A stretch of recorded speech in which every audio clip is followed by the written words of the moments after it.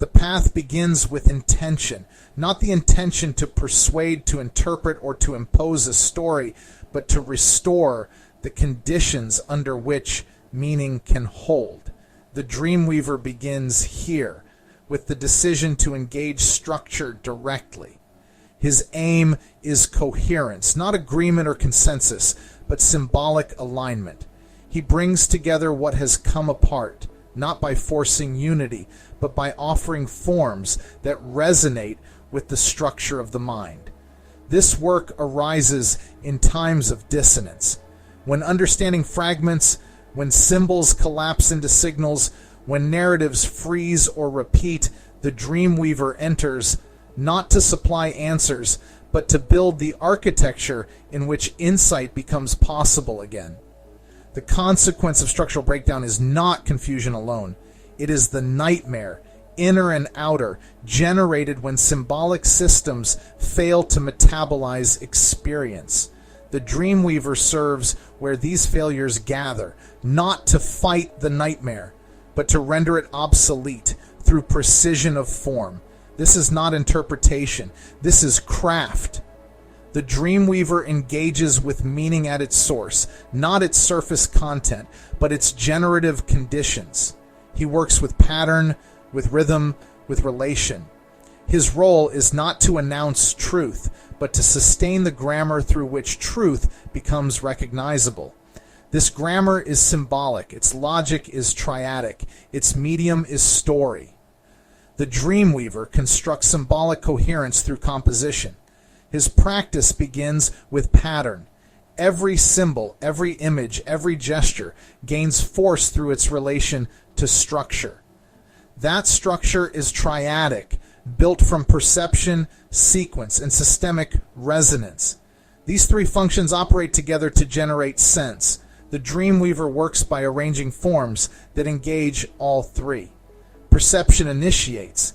It delivers immediacy, color, tone, tension, presence. Sequence follows. It introduces motion, transition, transformation, progression. Structure completes. It reveals the logic of relation, repetition, return, interdependence. A symbol enters powerfully when it touches all three layers, felt in the body, tracked in time, aligned across form. The Dreamweaver selects symbols for their function within these systems. Some forms provoke perception, some carry narrative, others establish balance, reflection, inversion, or closure. Each element enters composition for its ability to sustain a triadic field. The Dreamweaver arranges these into symbolic architectures. The composition is alive when the triad remains active across all levels. Dreams arise through this activation. The symbolic field becomes charged. Relations clarify, rhythms surface. The psyche recognizes movement and completes it. Insight takes form. The Dreamweaver refines this process by working to demonstrate patterns of coexistence, reinforcement, and causation. He demonstrates creation through inclusion, conjunction, and harmony, and its negation through bottlenecks, reversion, and feedback. Each structure demonstrates how concepts emerge from the structured interplay of their components. Each one configures the relation between elements differently. Some enforce symmetry, some create recursion, some initiate expansion or closure. The Dreamweaver works with these as tools of construction to craft experiences the psyche can enter and metabolize. The result is not expression but organization, internal movement shaped by symbolic order. When a triad achieves coherence, meaning flows through it without obstruction. The system integrates. Perception gains depth. Narrative gains momentum. Structure becomes visible. This is the path of the Dreamweaver, creating conditions under which sense holds, allowing rhythm to continue. And from this, transformation proceeds. Every gesture, every placement, Every sequence serves this aim. He works as a technician of symbolic function, composing from within the architecture that makes recognition possible. When the form holds, the psyche moves. When the pattern activates, the dream enters. So dream. I woke before dawn. The world was black but not empty. There was pressure behind the dark, like the sky remembering light. At first I could not see the sun, only the outline it left in the shapes of things. The glint of dew, the slow sharpening of stone, the silhouette of a spire against the night's last breath. Then it rose, not all at once, but in layers. First the flare, then the body, then the blinding core. My eyes struggled. I saw after images, shifting colors, a trembling halo where light fractured, and then it settled into a sphere. That's when I understood. I had not seen the sun. I had seen the conditions for seeing. Emotion struck first, wonder, fear, heat. Memory followed of every dawn, every fire, every moment I had ever woken into meaning. Only then did structure arrive, which I knew not as shape, but how the vision took hold. As the light expanded, shadows moved, trees cast long lines that bent, stretched, retracted. A bird rose and wheeled across the sky. Its motion was not random. It followed a path I had not noticed until it had already turned. I saw echoes, rhythm, sequences. One thing became another. The sun touched the stones and they glowed. The air warmed and the mist retreated. Each moment shaped the next. This was narrative, not just change, but causality unfolding. Yet I saw where it failed. A branch fell in silence. A shadow flickered the wrong way. There were breaks, feedback lost, contradictions left unresolved, fragments of action with no return. The sun did not stop shining, but the story of the day stuttered. That's when I looked directly at the light. It split. Rings formed around it, not halos, but diagrams, arcs intersecting, curves within curves. I saw how light bent. I saw how distance made illusions of shape. The sun I saw was not where it appeared. What I called a sphere was fusion and gravity in constant tension, invisible, yet precise. This was logic, not the fact of light, but the structure by which it could be understood. Pattern observed, form recalled, resonance revealed, and with that the dream ended, not with a message, but a task. To see again, not just what shines, but what holds the shining together. To influence the mind, one must first understand how the mind comes to make sense of anything at all. Contrary to the widespread assumption that the mind operates through isolated functions or disjointed impressions, the mind organizes experience through structured relationships. The mind does not simply perceive the world. It weaves sense, feeling, and understanding into a coherent whole. At the foundation of this weaving is a consistent triadic structure that underlies all meaning-making. This is not metaphorical. It is the actual architecture by which perception becomes narrative, and narrative becomes understanding. This structure, which we call the loom of the mind, enables us not only to experience life, but to reflect, remember, dream, and transform. The loom consists of three interrelated strands: direct perception, narrative patterning, and logical connection. These are not categories of content, but dynamic processes. They do not function in sequence, but in mutual influence. When perception occurs, it immediately enters into relation with the mind's instinct to shape events into patterns.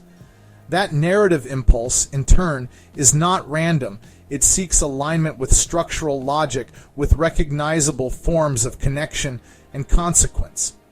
Similarly, our sense of logic is not abstract. It depends on what is perceived and how it is patterned.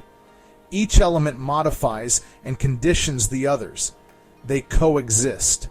When this triadic system functions in balance, the mind produces experiences that feel not only vivid, but coherent.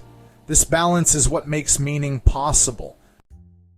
Direct perception is the point of contact between the self and the world. It includes not only sensory data, but emotional tone, symbolic imagery, and intuitive impressions.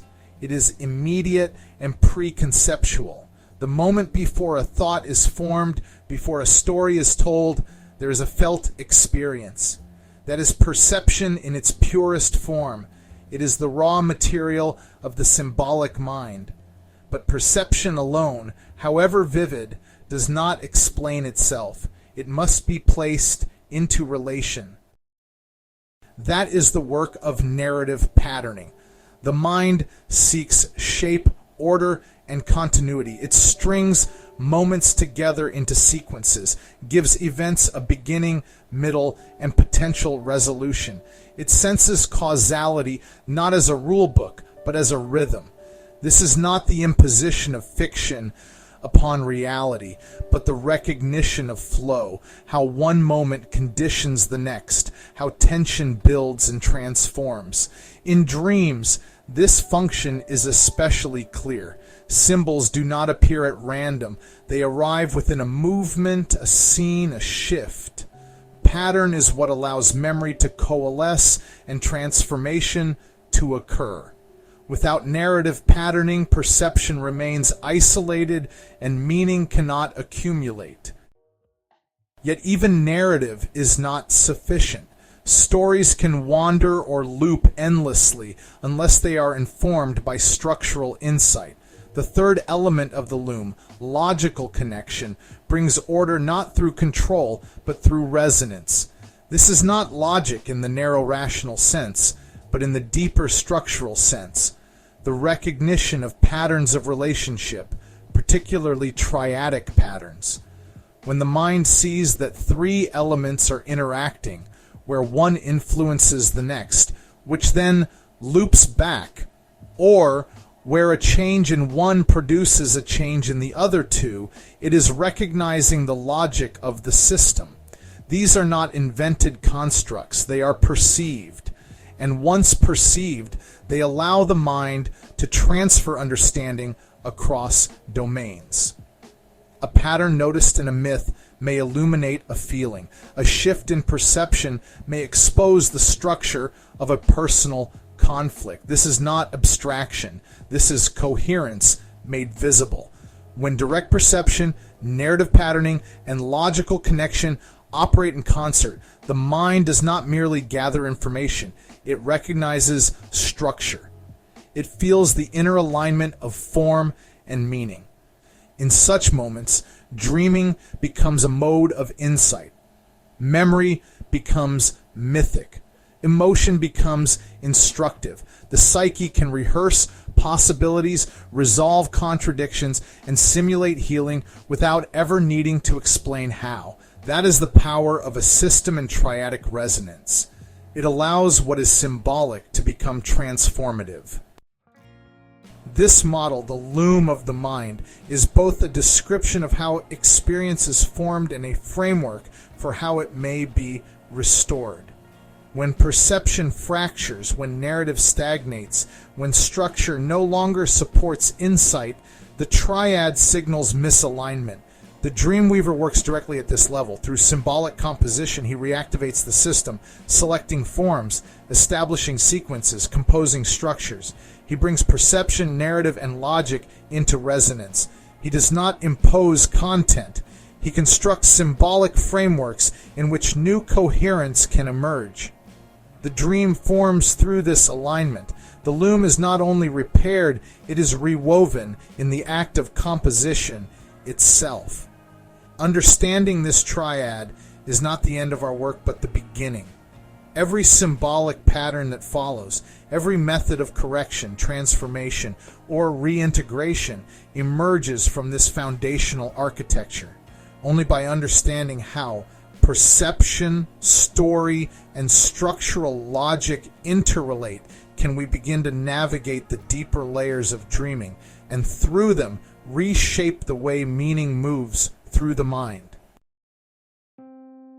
If the mind weaves meaning through the interplay of perception, narrative, and logical structure, then the Dreamweaver's first task is to identify when this loom has gone askew, not in an individual's dream, but in the shared symbolic space, the public narrative, the media stream, the collective imagination. It is in these visible expressions that deeper cognitive distortions become evident.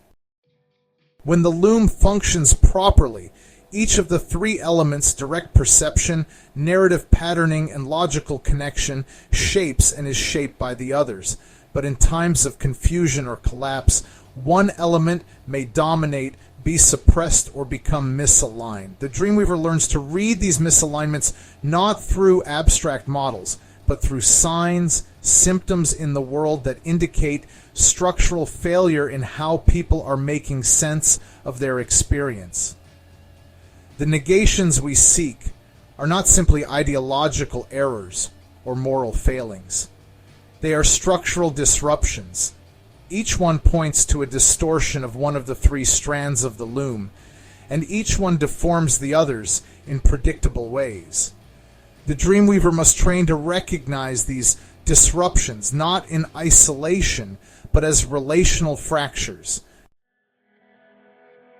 When perception is distorted, people lose touch with immediate experience. Their engagement with the world no longer occurs through direct sensing or emotional attunement, but through representations, curated images, ideological filters, algorithmically tailored inputs. The symbolic field becomes artificial before it is even recognized. What is seen, felt, and processed has already passed through a layer of mediation.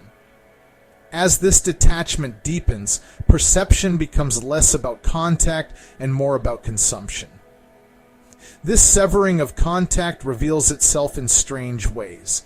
You may notice a sudden emotional intensity in public discourse that feels oddly hollow, outrage that burns hot but leaves no trace, as if nothing truly personal were at stake. In visual culture, everything gleams, but little feels alive. The same faces, formats, phrases, and expressions circulate endlessly, divorced from the moods or bodies that once gave them depth. Aesthetic repetition disguises as style. Sameness becomes invisible. Even the so-called raw is performed, spontaneity rehearsed for effect. Reality is consumed as a product, not met as an event. When perception is no longer grounded in present experience, narrative collapses into simulation and logic grows reactive or detached. The Dreamweaver recognizes this not as a surface issue, but as a disruption in the root thread. His work begins by restoring contact, not through argument, but by introducing symbols charged with ambiguity, immediacy, or emotional weight. The goal is not clarity, but re-engagement. Narrative distortion arises when the stories that connect perception to understanding either disintegrate or harden beyond movement. In one mode, stories fragment. Each moment stands alone, context vanishes, and people can no longer tell how one event leads to another. In the other, stories loop compulsively. The same injuries are rehearsed, the same myths retold without growth or change. This is not memory, it is fixation. Time becomes either unstructured or oppressive. This disorientation is easy to spot in how people talk. There's a growing sense that everything's happening all at once or worse, that nothing is truly happening at all. Events blur into spectacle and fade without closure. New crises erupt before old ones have been understood. Conversations circle endlessly, returning to the same themes. Betrayal, injustice decline without new insight. The past is flattened into cliché. The future is reduced to doom or distraction. People live inside narratives they did not choose and cannot exit. When narrative time breaks down, perception loses meaning and logic loses traction. The Dreamweaver responds by reintroducing motion, symbolic markers of transition, disruption, or return. He reminds the field that stories are not just containers for emotion, but engines of change. The task is not to provide resolution, but to allow movement where it has stopped. Logic, when healthy, is the recognition of patterns that hold, relations that repeat, influence, reinforce, or resolve.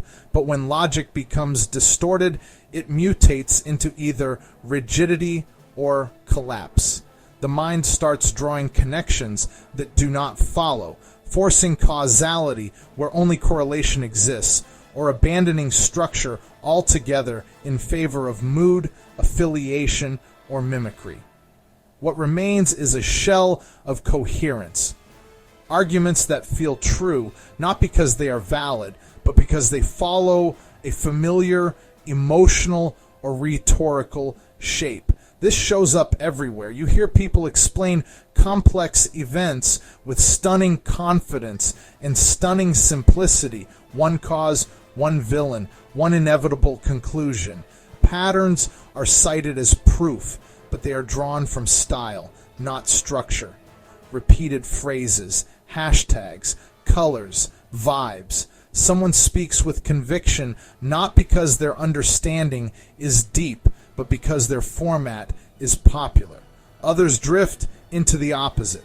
Helplessness, irony, indifference. They sense that nothing holds, so they refuse to hold on to anything at all.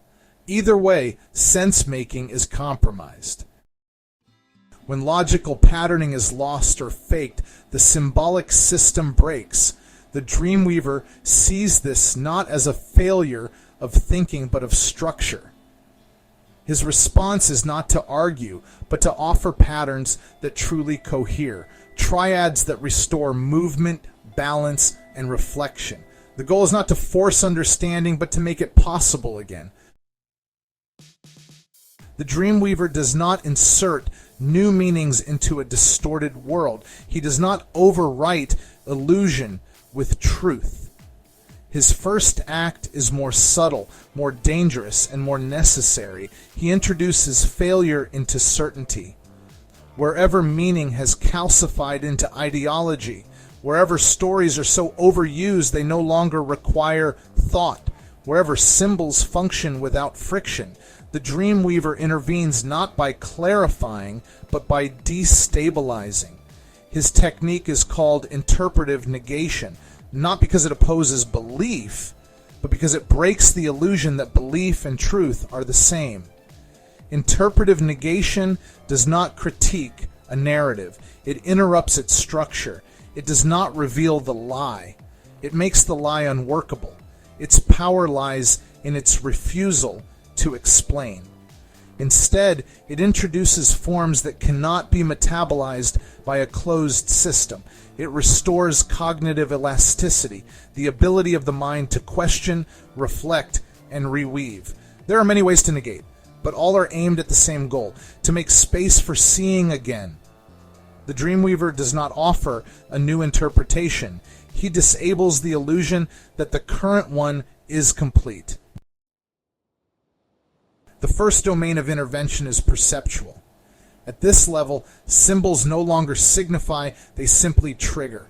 Repetition has stripped them of ambiguity, irony, or charge.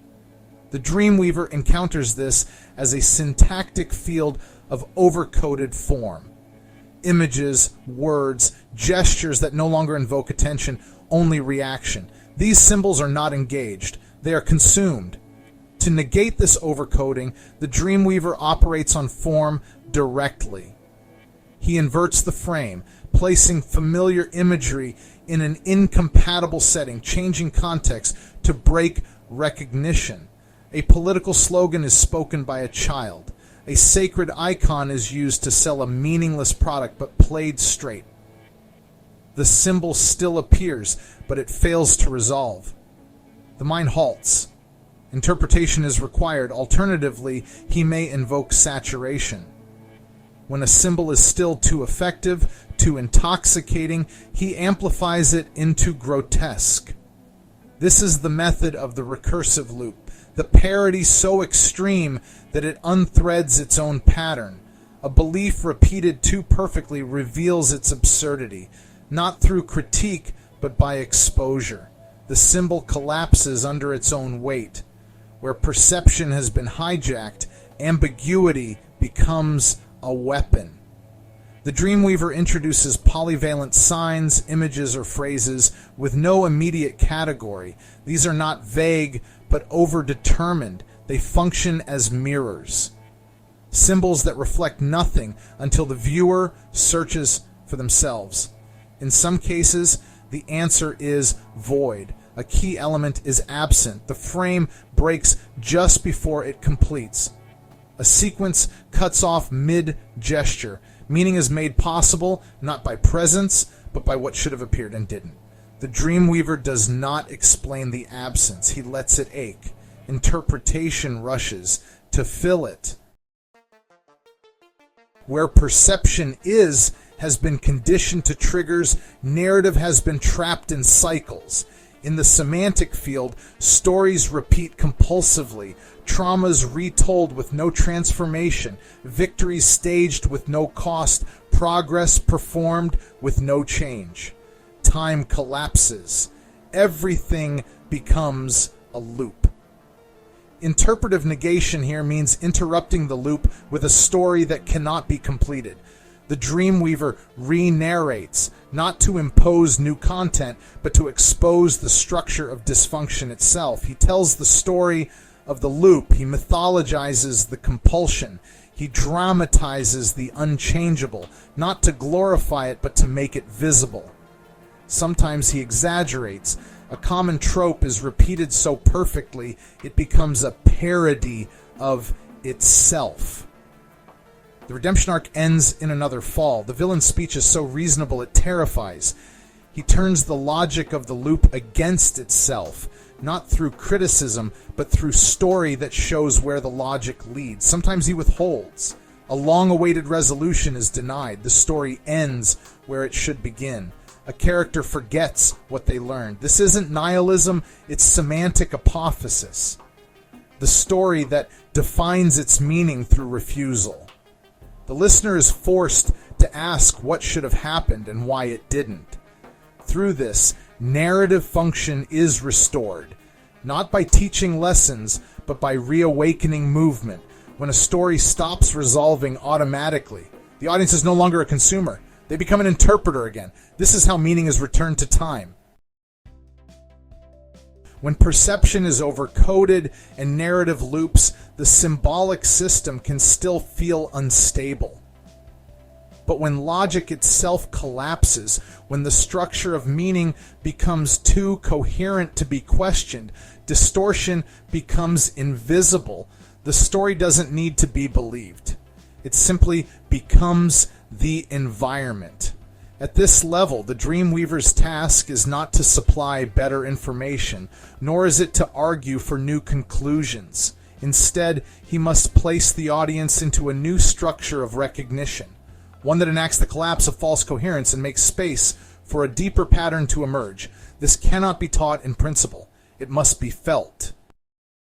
That's why we turn here to the story of Percival and the Fisher King, not just because it is an ancient tale, but because it is a myth about what happens when the pattern of understanding itself fails. It is not a story of sin or error.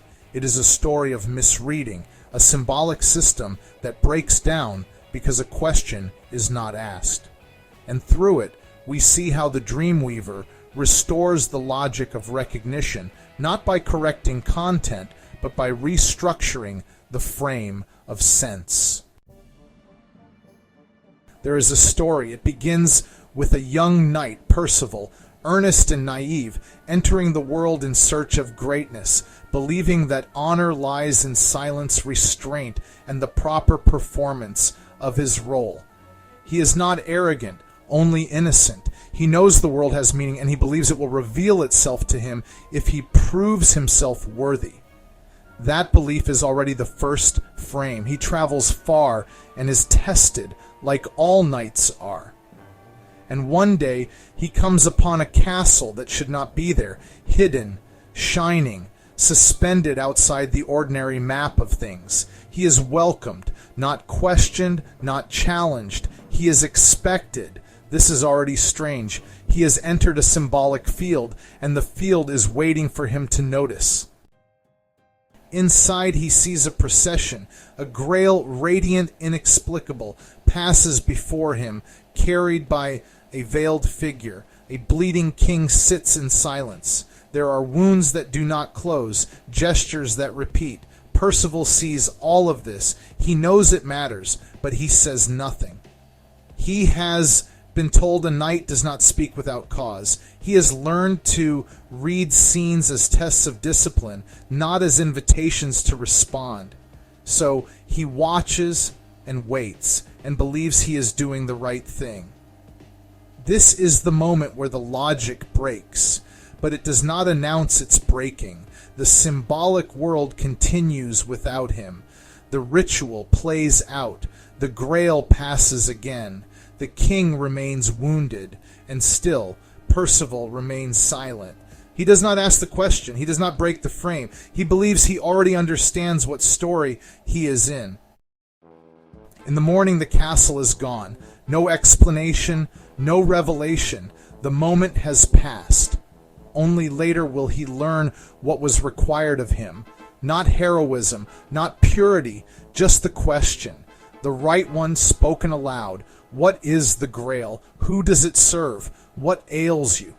He had seen the symbol but failed to engage it. He had entered the structure but refused to disrupt it. He thought that interpretation was beneath him, or worse, unnecessary. And because of that, the entire kingdom remains barren. The king continues to bleed. The symbolic wound is sustained not by evil, but by interpretive failure. This is not a moral tale, it is a structural demonstration. The world was broken not because Percival was weak, but because he assumed the logic of the moment instead of testing it. He believed meaning would unfold without his participation, but meaning required a rupture. The castle, the Grail, the king, they are not just symbols. They are symbolic functions. The Grail is not a thing. It is the vessel that holds what cannot be held.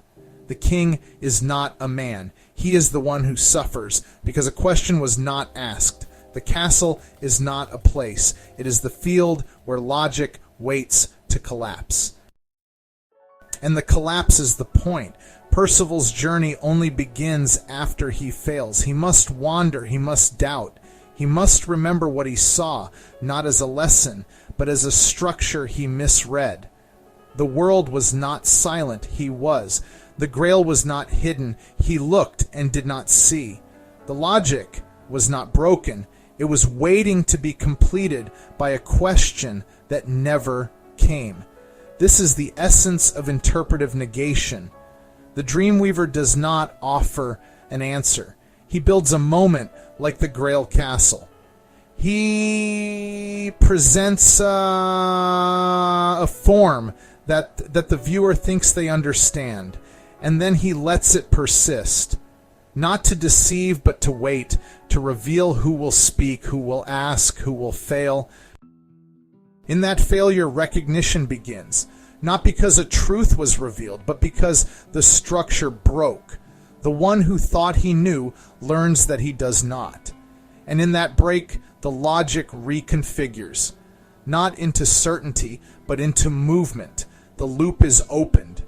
The wound begins to heal.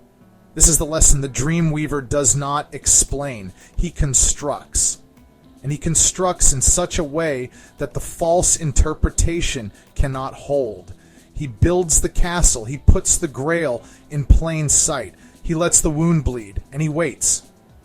Because the only thing that restores structure is not an explanation, it is the question that unmakes the old story. And in that question, the dream begins again.